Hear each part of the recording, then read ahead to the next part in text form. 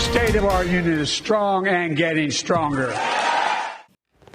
All right, new at 7, our State of the Union coverage continues. Maybe you caught it last night right here on Fox. And we're hearing reaction, of course, from both sides of the aisle. Well, we reached out to Colorado's entire congressional delegation for their reaction. So far, Representative Lauren Boebert is the only one who has made time for us. So good morning. Thank you for joining us this morning with more on your reaction. And I was combing through your Twitter or X feed, and you were doing a lot of tweeting last night. We know that the president talked about the border, but not until significantly further into his speech. Take a listen.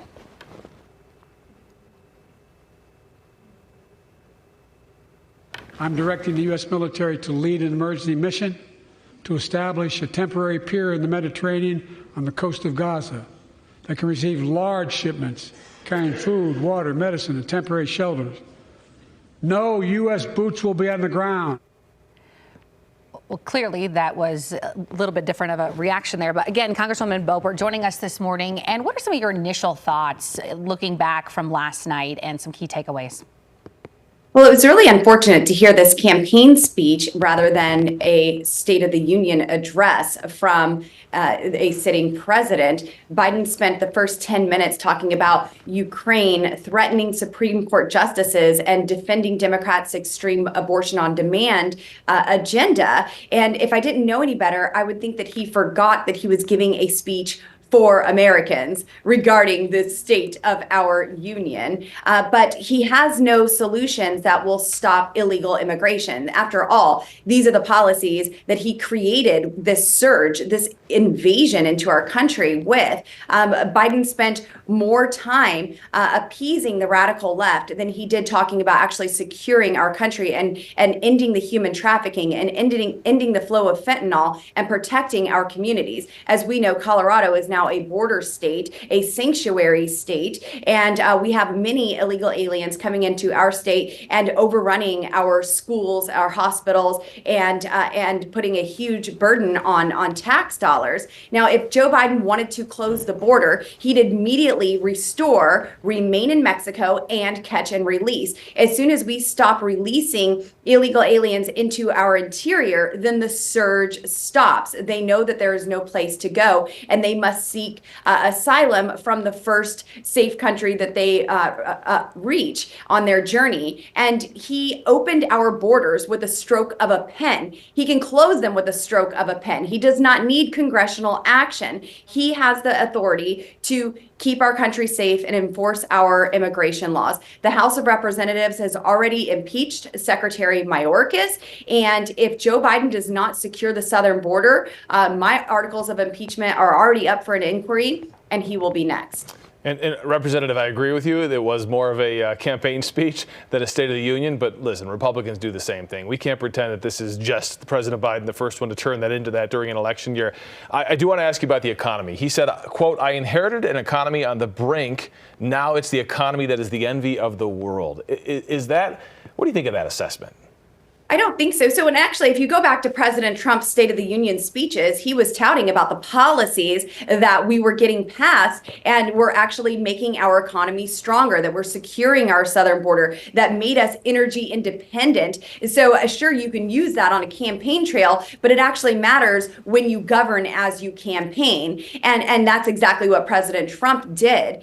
So to give that State of the Union and say, this is how our policies are working, and then I take that more as an address to the nation than a campaign speech. But really, his campaign speeches are more like State of the Unions. But our economy right now is suffering. You see it in the grocery stores. You see it when you fill up your vehicle with fuel and take your kids to school and try to get to work. You see that your check does not go further. You know, Joe Biden, he complained about the size of Snicker bars and how many chips are in a bag of chips nowadays.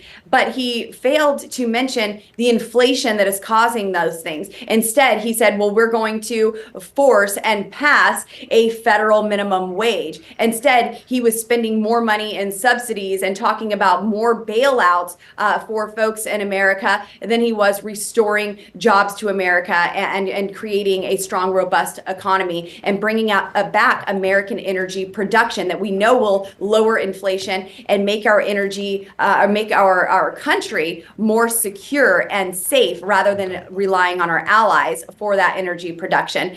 So Joe Biden, unfortunately, missed the mark there when he's talking about our economy, because it is not what it was 3.5, 4 years ago. And now the voters have a chance. They have lived under both administrations and they can evaluate their lives. When was your life better, stronger, more prosperous, under President Trump or under President Biden? And I think the voters are going to have a clear choice in November and want President Trump's policies. November will be back in telling place. for sure. And we are out of time, but I do want to ask you this, because I'm going to get emails from people. Why did you interview Representative Boebert? Why would you talk to her? I believe in talking to both sides. I think it's important to do that. So I'm sick of people getting mad at us for interviewing the left or the right or whatever. How do we come together, though? Because it just seems like nobody's getting along in Washington, and you talk about these bills that can't get passed because the left wants it, the right doesn't, the right wants it, the left doesn't. We're sick of it, all of us. How do we fix it? Sure. I'm sick of it too. Well, honestly, I think I fight more with Republicans than I do with Democrats some days. But I have a record of working with the other side of the aisle. I have multiple pieces of legislation that I've worked with our senators, both Bennett and Hickenlooper, and I've had meetings with Governor Polis talking about water and infrastructure in Colorado. So there are conversations that you can have and come to the table and find an agreement without compromising your principles. And not everything as the headlines describe it. You know, there are reasonable conversations that take place, but also our country is under siege, and there are policies that are destroying American families. And these are the kitchen table topics that I'm trying to address right now when it comes to inflation, our unsecure southern border, the invasion taking place, the fentanyl coming into Colorado, and our energy production.